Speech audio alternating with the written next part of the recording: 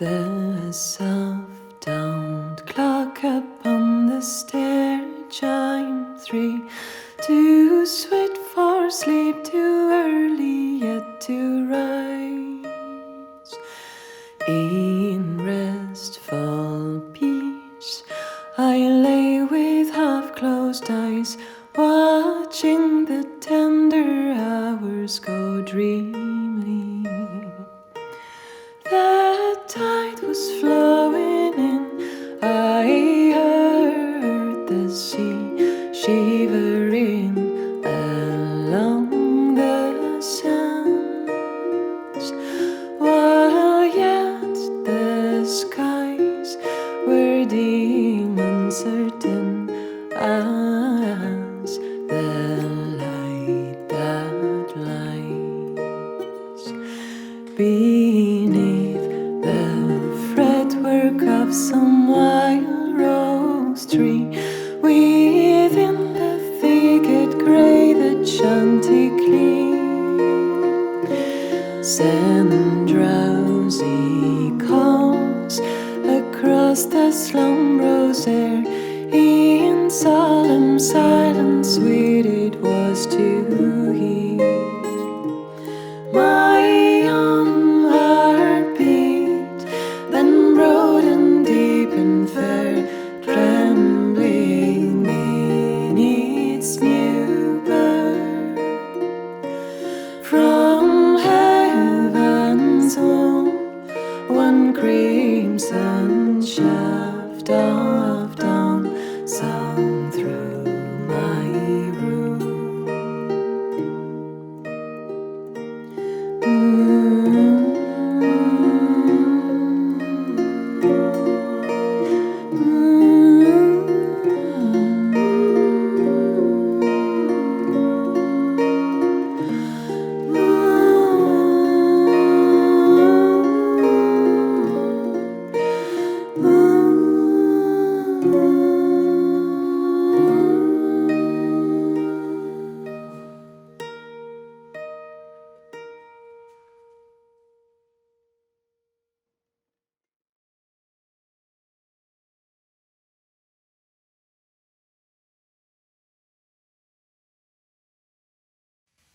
I wonder what the heartbeats of the sun sounds like.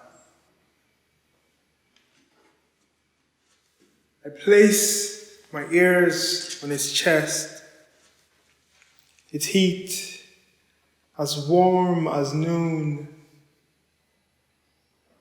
its skin as smooth as a desert, tears that smell of rain, that smell of holy water to baptize the night. On days like today, when the sun holds its breath, and sin and skeletons come out to play in the darkness of day, we gather our heartstrings and live our lives an ode to midnight, as if the human is not both light and dark, as if piano keys don't need both black and white to play songs of Solomon. A day is born in the morgue of a dying sun, and its heartbeat sounds like yours.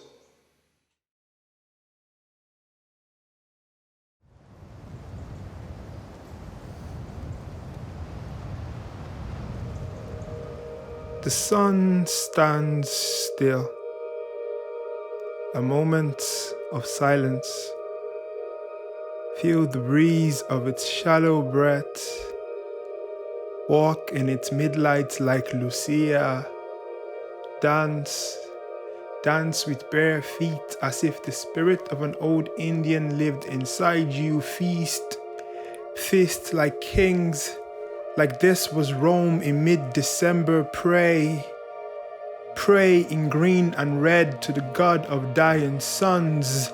Burn the clocks on a seaside and brighten and birth yourself anew to the hands of time. Laugh, love, live. Find bloodlines and make ribbons out of telephone wire. print old text messages and hang them on the Christmas tree. Remember those who lived their lives a solstice, and we unworthy epitaphs on Grandstad. And when it is gone, blow out your candles in remembrance, because tomorrow the day will be longer. That is to say, 2 cents will always be enough to make banks out of wishing wells made of backbones. That sweat will always be enough rain for green grass, and love is all the sunlight a child needs. With feet as swift as the sun in winter, run through the night, through forests of petals basking in starlight, run through smiles hidden behind masks, find eyes to catch the light at tunnel's end, run to the heartbeat of the sun, to the last sunrise and the first sunset, run, be the wind in your lungs. Let your footprints be home for buried seeds and new trees. Run. And when the day is done and the sun takes its last bow, a slow waltz into the ocean, the quench of a thirsty sky, place your hand on your chest and feel it still, the heartbeat of the sun.